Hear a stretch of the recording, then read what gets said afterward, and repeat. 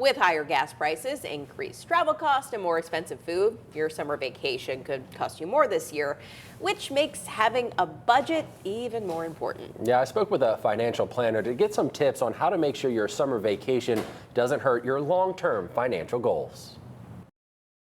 Summer vacation, a time for rest and relaxation. Just make sure that summer break doesn't break the bank. It's good to get some time away from work, relax, get some quality family time, but you don't want the vacations to lead to overspending, which eventually can lead to financial stress in your life. That's the bad thing.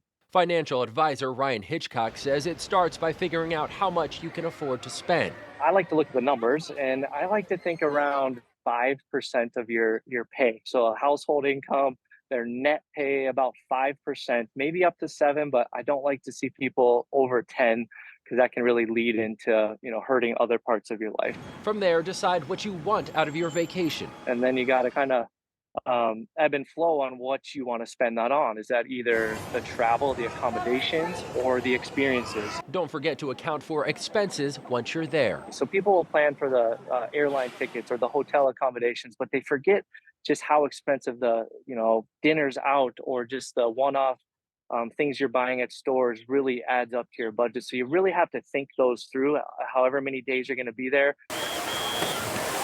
Hitchcock says staycations can be a great option for families as they eliminate two of the most expensive parts of a vacation: travel and accommodations. There's a lot of things you can do in your local community, but still get that feel of getting away, getting some relaxing time or quality time with your family, or following your passions a little bit, or kind of mingle all of those together. So whether you're flying overseas for a once-in-a-lifetime getaway or exploring some of the great things in your own backyard, plan accordingly so your week of R&R doesn't hurt your long-term financial goals. Sean Stryker, Fox 43. You think about it, like you do go in there, you buy the airline tickets, you book the hotel, and then you kind of just like, oh, there you go, the vacation's paid for. But once you get there.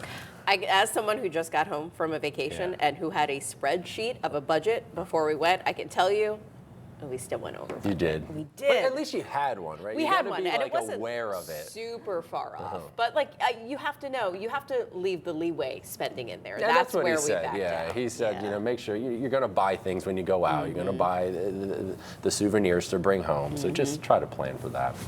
Good advice.